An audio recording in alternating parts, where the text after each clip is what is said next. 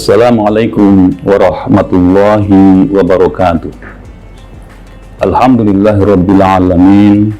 Wassalatu wassalamu ala asrafil anbiya wal mursalin wa ala alihi wa ashabihi ajma'in. Qala Allah ta'ala fi kitabil karim, a'udzu billahi minasyaitonir rajim. Bismillahirrahmanirrahim. Wa idza sa'alaka 'ibadi fa inni qarib ujibu da'watad da'i idza da'an fal yastajibu li wal yu'minu bi la'allahum yarshudun. Pemirsa YouTube Himpunan Prodi Komunikasi Jalan Islam Fakultas Agama Islam Universitas Muhammadiyah Jakarta, kita sebentar lagi akan menjalankan puasa yang lamanya 1 bulan, dan Muhammadiyah sudah menetapkan yaitu pada hari Senin itulah tanggal 1-nya, tanggal 1 Ramadan, dan Lebaran itu hari Rabu.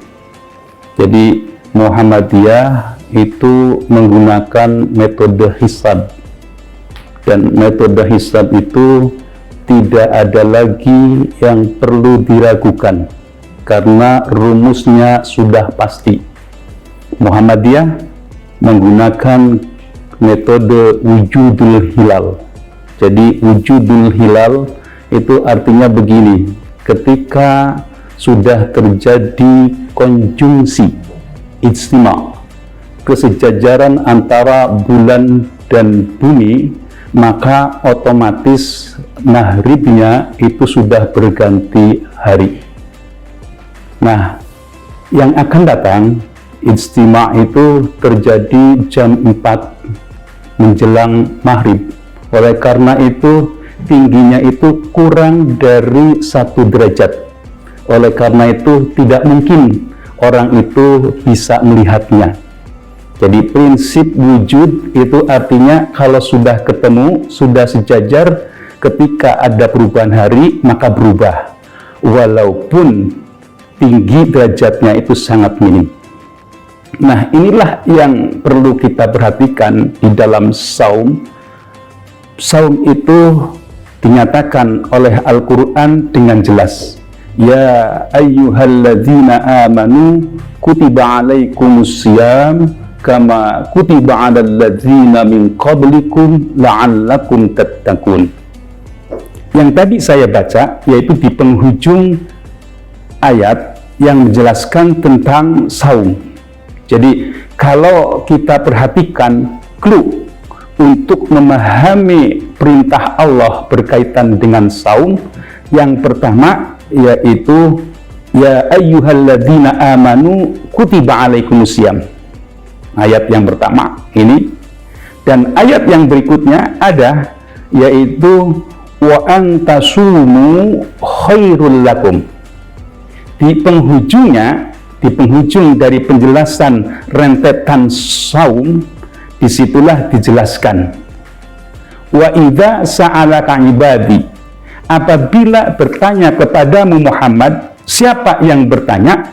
Ibadi. Ini pernyataan ibadi itu adalah pengakuan Allah terhadap makhluknya sebagai hamba.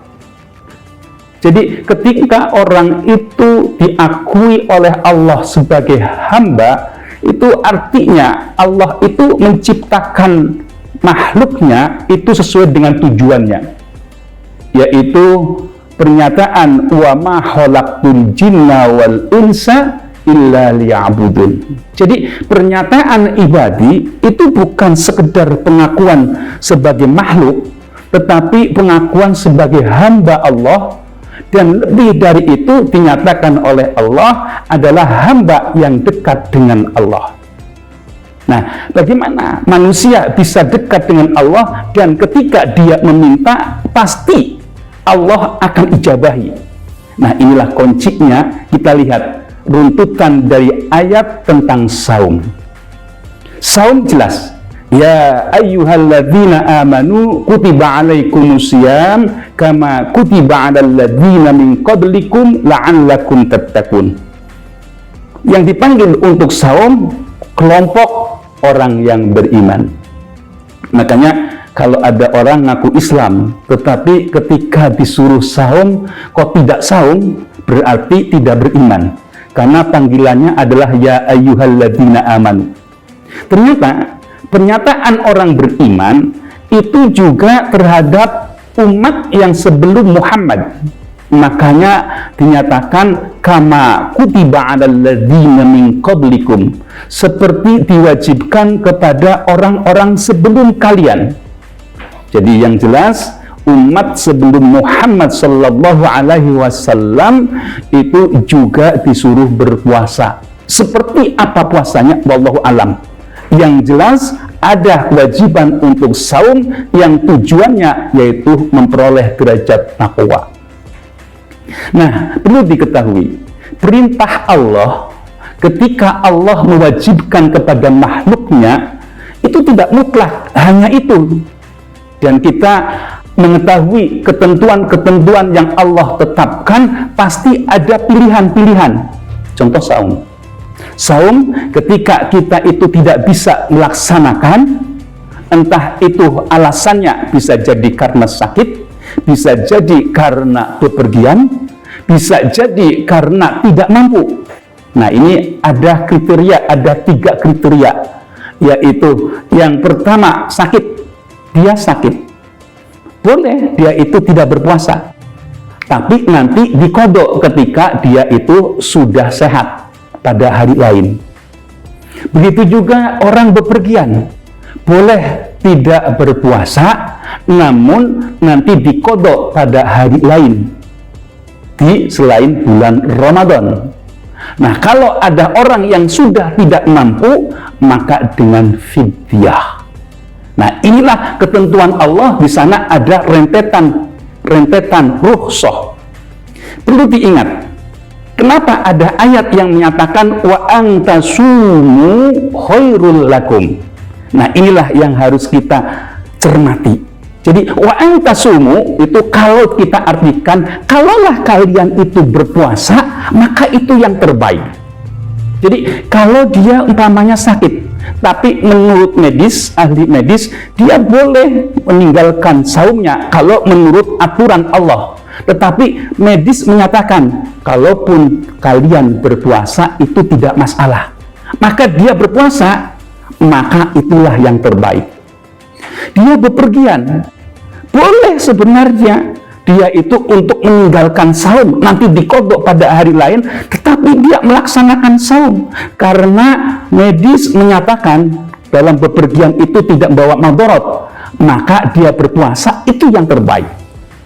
Nah, dari pernyataan ya ayyuhalladzina amanu kutiba alaikumusiyam, di sini ada rukhsah yang Allah turunkan, Allah berikan kepada mereka yang tidak mampu. Perlu digarisbawahi, ada ayat yang setelah menjelaskan rukhsah, di sana ada wa antasumu.